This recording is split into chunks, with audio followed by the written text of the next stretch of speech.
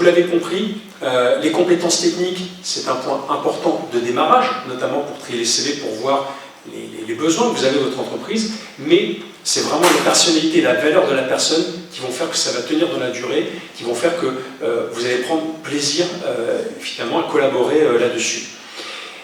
Évidemment, être dans l'honnêteté, c'est-à-dire que les entretiens doivent être honnêtes et transparents de part et d'autre. S'il y en a un qui joue la comédie, c'est mort.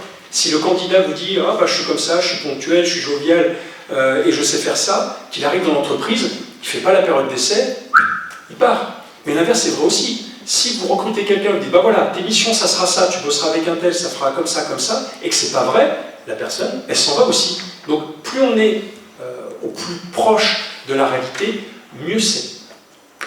Et effectivement, pour les entreprises, les associations, les structures, valorisez votre culture d'entreprise, les missions, les valeurs, mettez en place les éléments, parce que c'est comme ça que les gens vont avoir envie de venir travailler chez vous.